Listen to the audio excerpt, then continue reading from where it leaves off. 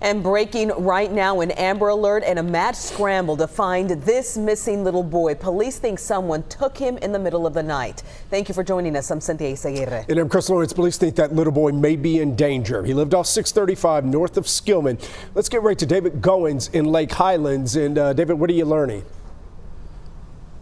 Well, Chris, we've watched all afternoon as DPD has been out here looking for this kid. You see a couple cruisers still back here, part of that search effort.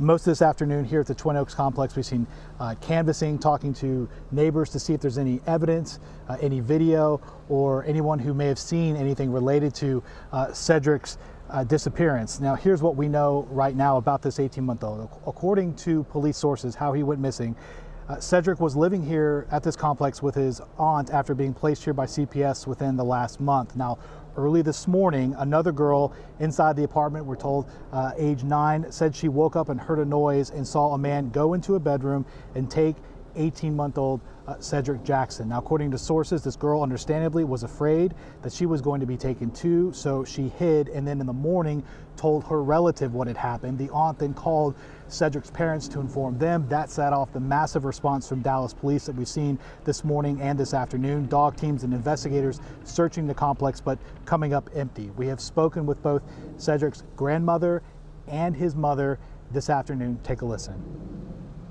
Nobody knowing nothing. Don't make sense. Well, there's 2 kids in the house. Why would you just take one child?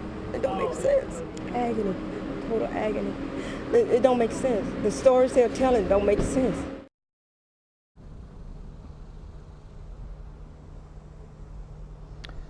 Now, DPD says they do have a person of interest right now being held on unrelated charges. They describe him as a man in his 40s. They haven't definitively said if that was definitely the person that this child saw enter the apartment just after midnight this morning, but they will continue to work that. They say right now that person being held in the jail in Keller says he doesn't have any information about the disappearance of Cedric Jackson, which of course raises their level of concern if that's even possible, which is why they've called in the FBI to assist in this investigation. Of course, they're asking anyone with information who may have seen this 18-month-old to please let them know.